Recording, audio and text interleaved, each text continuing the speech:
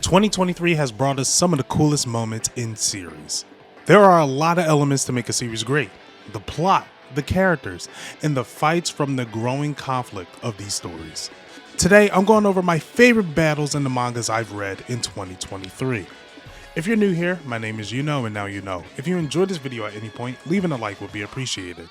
If you want to see more, check out the channel, and if you like what you see, kick back, stay a while, and hit the subscribe button. Now on to the video.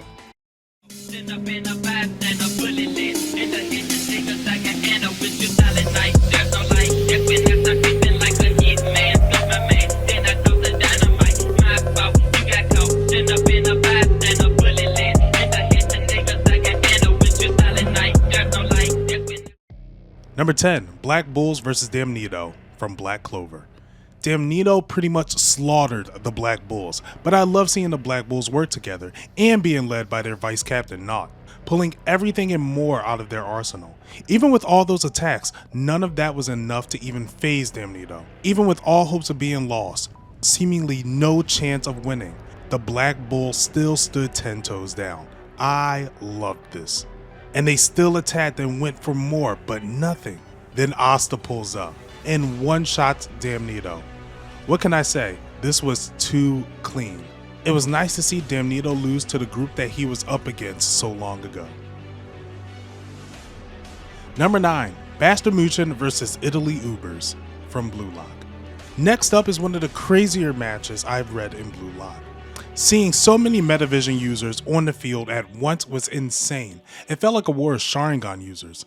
Then Baro showing out with his Predator Vision. I love that Baro tried to work with his team formations, but then decides to surpass Snuffy's plays and move forward. Lorenzo was an insane player as well, keeping the beast Kaiser at bay.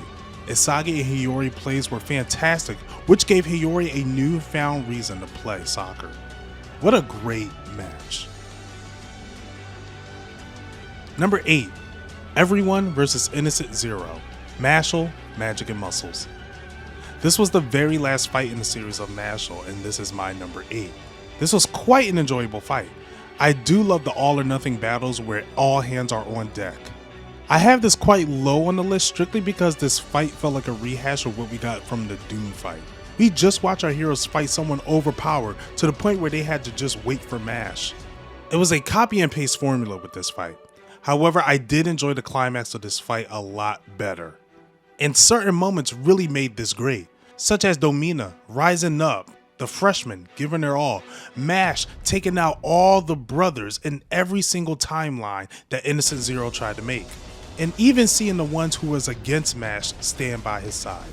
It was nice seeing everyone join Mash. This was a great endgame moment for the series. Number 7, Momo, Okaru, Vomola, Ira, Gigi, Sakata, and Mr. Shrimp vs. the Aliens from Dan to Dan. With an insane alien invasion, this battle went crazy. I'm most impressed with Gigi out of everything. He really went from level 1 to 50 during this fight by having a simple beam to an evil gun to an omega evil gun. Gigi really showed out. Ira was fighting like a pro the whole time. She was killing it. Okaru wasn't in the fight too much. And if he was, he would have cleaned house. But once he showed up, the tides changed like crazy. And Momo nearly risking her life to defeat the villain. When all hope seemed to be lost, Sakata comes in for a giant mech fight. The panel where everyone was together felt like a scene from the Avengers. Number 6, Hoshina vs. Kaiju number 12 from Kaiju number 8. Hoshina has one of my favorite fighting styles in the series. I think anyone who has a sword is just 10 times cooler. Kaiju number 12 was the perfect counter to him, breaking his blades and forcing him to confront his past and go single blade form. Even with the new form, it still wasn't enough to beat Kaiju number 12. He adapts. Hoshina had to be real with himself. Why did he fight? Why did he come so far? Because just like Kaiju number 10, this was fun. Kaiju number 10 and Hoshina then comes up with a triple blade wielding style to fight Kaiju number 10. It was a tough one for them, but they were finally able to take him down. Number 5, Maki and Yuji vs. Sakuna from Jujutsu Kaisen. I was already hype about Yuji versus Sakuna. Yuji showed me a different side of him, and I was too hyped as well as scared. But then my GOAT Maki showed up, ready for all of the smoke. A good old jump jutsu Kaiser. Excellent hand-to-hand combat between all three of them. Even Sakuna was impressed with Maki. Even though Yuji isn't as fast as Sakuna or Maki, I was so shocked to see he was able to keep up with them. But sadly, it ended with Sakuna getting away. This fight was absolutely sick. Number 4, Heisuke vs Kamihate from Sakamoto days. This was a big moment for Heisuke. After fighting alongside Hayo and accidentally harming bystanders, Heisuke lost all his drive. But when the member from the Order is attacking Sakamoto and his crew, Heisuke is the perfect one to challenge Kamihate. We saw the flashback of how insane Kamihate was, and I thought Heisuke was going to stand no chance. Although he took many hits, he bounced right back and showed out. I was so proud of Heisuke. Number 3, Chihiro vs Sojo from Kagurabachi. I love those fights where it's instantly on sight. Chihiro and Sojo wasted no time. Words weren't even exchanged yet and they were clashing. The power of the blades are so cool with all of them having certain properties. This felt so cinematic too, with them running out the door and then jumping in the air clashing with each other. Chihiro is a good swordsman, but he does seem too hasty, not knowing when he isn't ready when the time comes. Even with the immature mindset of Chihiro, he still fights with everything he has, risking damage on himself to save everyone around him. Then Sojo, being a distraction for his crew to kidnap Char. That doesn't stop Chihiro though, from blitzing and attempting to save her. Sadly, Sojo escaped, but after that fight, I'm so excited to see their rematch. Number 2, Everyone vs All for One from My Hero Academia. This is exactly how I wanted the fight against All for One to go. Having all hands on deck. Everyone was here. For a villain as powerful as him, you need that. I was so shocked at the plans that everyone had too. The panel with everyone piling on top of him got me hyped. Tokoyami, Makia, Mount Lady, Inasa, all of them going plus ultra. And even with all that, it still wasn't enough. All for One goes straight demon mode and lays everyone out. As he heads over to Shigaraki, All Might stands in his way.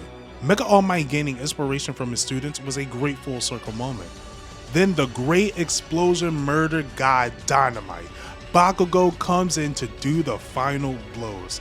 Seeing All for One turn into a baby and disappearing was so satisfying.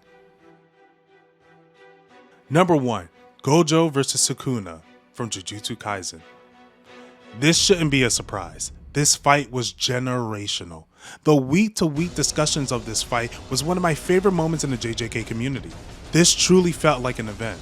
Two of the strongest characters going at it with each other. The performance Gojo had was masterclass. I love that neither Gojo nor Sakuna had random power-ups. It takes what we already know about the power system in the series and adds on to it. Reverse curse technique to fill your curse technique. Changing the size of your domain, and a lot more ad-libbing was what we saw in this fight. Going into the fight, I thought Sakuna was going to wash Gojo, and story-wise, it makes more sense for Gojo to die. But reading it week to week, Gojo impressed me more and more to the point where I thought he was going to win. By the time 235 hit, I really thought Gojo won, and was very curious where the series could go. But then the next chapter devastated the community. Gojo's death, the biggest loss for the heroes. As much as I love this fight, I do wish Sakuna didn't have the 10 shadows, just so we can see more of Sakuna's arsenal. Like imagine if we got the Flame Arrow and Hollow Purple clashing. That would have been sick. Nevertheless, this fight was my favorite manga fight in the year. And those are my favorite battles in manga that I've read in 2023. What were your favorites from this year? Even if it's not from a manga that I cover on this channel, let me know when we get into new manga this year. If you enjoyed this video, leaving a like would be appreciated. Thank you for watching, and until next time, you know we're